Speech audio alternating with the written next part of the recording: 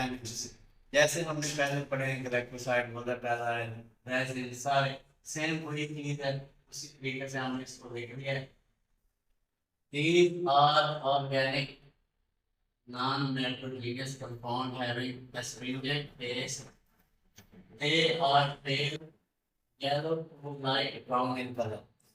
अच्छा, ऑर्गेनिक मैंने बताया था जिसमें कार्बन और हाइड्रोजन होता है वो वाला है। और नॉन नाइट्रोजनियस, अगर नाइट्रोजनियस होते तो फिर हम उनको अल्कलाइड्स कहते हैं। कंपाउंड हैविंग एस्ट्रिंजेंट टेस्ट होता है कि जैसे हम कोई चीज मुंह में रखते हैं ना तो फिर उसकी से आंखें भी बंद हो जाती हैं, इस तरह से रिएक्ट करते हैं। ठीक है ना, आंखें बंद कर देना यानी आंखें सुपेट देते हैं, उसकी शीतल पी जाती है, उसको एस्ट्रिंजेंट कहते हैं, अजीब सा टेस्ट होता है। अच्छा जी, they are pale yellow to light brown in colour. जैसे हमने अभी रेफरेंस पढ़े थे वैसे ही टैनिन्स होते हैं, जैसे रेफरेंस थे वैसे ही टैनिन्स होते हैं।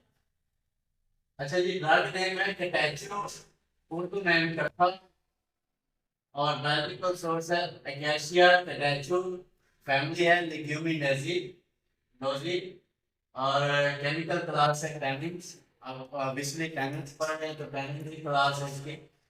पार्ट 2 इसका होता है एक्वस एक्सट्रैक्ट, यानी इसके अंदर से कोई पानी कोई एक्सट्रैक्ट निकाला जाता है, जैसे पिछली दफा पढ़ा था दूध आता है पौधों से, इससे पानी नुमा एक्सट्रैक्ट निकाल के तो यूज किया जाता है। केमिकल कॉन्स्टिट्यूएंट्स इसमें होते हैं टैनिक एसिड और ग्लिसरीन। टैनिक एसिड इसमें बड़ा स्ट्रॉन्ग किस्म का एसिड होता है जो यूज होता है हमारी मेडिसिन में बहुत सारी। अच्छा, यूज क्या है इसके as stringent on boil skin ulcer. अच्छा, स्ट्रिंजेंट एक तो जायका होता है तो दूसरा हम आंखें सुखेड़ देते हैं, तो ये क्या करता है, ये जख्मों को सुखेड़ता है, खुले जख्म को क्या करता है, सुखेड़ता है। बॉयल करते हैं छाले जो हमारी स्किन पे पड़ते हैं, स्किन अल्सर, उसके अलावा अल्सर, और दूसरा होता है जो खुला जख्म। एज डाइजेस्टिव, डाइजेस्टिव क्यों है, ये जो आपने सुना होगा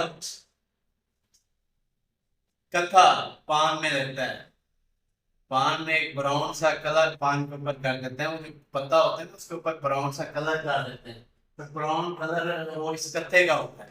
ठीक है, तो ये क्या होता है, ये अपने अंदर एक डाइजेस्टिव की रखी हुई है, यानी हाजमा भी करता है। ठीक है। अच्छा जी, उसके बाद दूसरी ड्रग है जी नट गाल, माचू फल कहा जाता है उर्फ आम में, और इसका क्विरकस इन्फेक्टोरिया क्या है जी, बायोलॉजिकल नेम है, ये सोर्स है, और फैमिली कौन सी है, फेटेसी, और केमिकल क्लास वही है टैनिन्स, और पार्ट जो इसका होता है फ्रूट, और इसके अंदर ये बड़ा स्ट्रॉन्ग सा एसिड है गैलिक एसिड। इसकी अब जो मॉडर्न साइंस है इसकी कैंसर की दवाइयों में भी इसको यूज कर रही है कैंसर के दर्दों के लिए, लेकिन ये क्या as a astringent use in burns, burn यानी जो जले के जख्म होते हैं उनमें भी यूज होता है। ठीक हो गया। अच्छा जी, ये क्योंकि छोटा चैप्टर था इसके साथ चैप्टर नंबर 16 का भी मैंने साथ कर लिया, दैट फिक्स्ड आयल।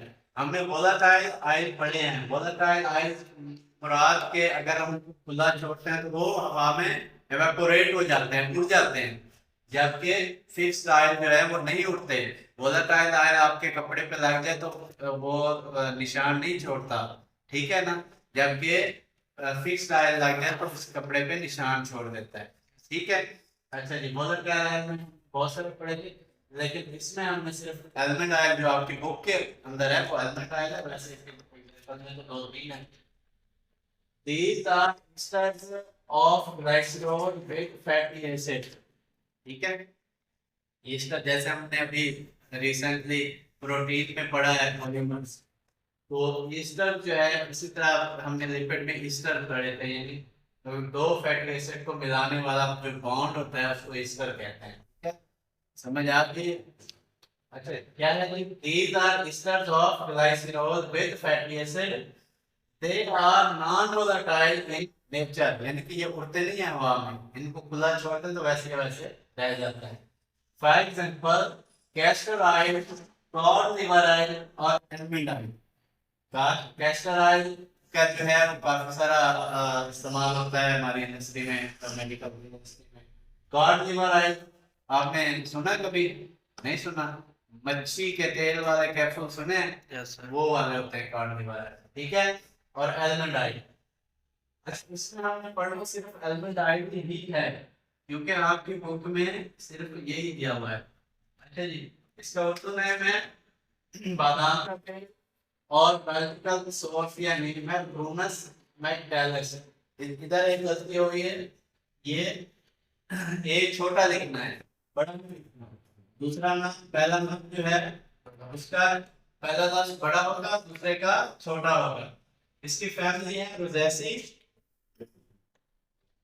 और इसकी जो केमिकल क्लास है फिक्स्ड आयल है, जैसे इसका चैप्टर का नाम वही फिक्स्ड है। अच्छा जी, तो उसके जो पार्ट यूज होते हैं कौन से होते हैं? सीड। और इसमें इसके अंदर जो है केमिकल कॉन्स्टिट्यूएंट्स जो है वो है स्फिंगोलिपिड्स। और ये यूज कहाँ कहाँ होता है? Use in aroma therapy.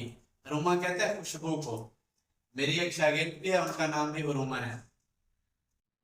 Aroma therapy में यानी खुशबू की थेरापी के लिए भी ये use to prepare toilet articles. Bathroom के अंदर जो मतलब कि खुशबू के लिए जो आर्टिकल्स, जो चीजें बनाई जाती हैं उनमें भी यूज होता है। एज हेयर टॉनिक भी यूज होता है, एज लेक्सेटिव भी यूज होता है। लोग इसको कब्ज के लिए दूध में डाल के पी लेते हैं, तो उससे कब्ज क्या ठीक हो जाता है। फ्लेवरिंग एजेंट के भी तौर पे भी यूज होता है। आपने कभी खाई है? मैंने खाई है एक बार, चिकन एलमंड। चिकन एलमंड के नाम से एक डिश होती है, हमने खाई थी इधर सिंध बाग में, ये फोर सीजन। तो वो एलमंड डालते हैं, ज़ाहिर बात है उसका एक फ्लेवर बन जाता है, एक अच्छा सा फ्लेवर बन जाता है। तो ये छोटा सा टॉपिक था जो इसका हो गया जी, फिक्स्ड आयल और tanins। ठीक है, फिक्स्ड आयल में याद रखना कि आपकी एक ही ड्रग है, जबकि वोलेटाइल आयल में हमने 5 या 4 ड्रग ली। ठीक हो गया? कोई सवाल तो समझ लीजिए। जी सर, ठीक है, ठीक है। अच्छा चलो, इसको फिर अपने पास नोट कर लें।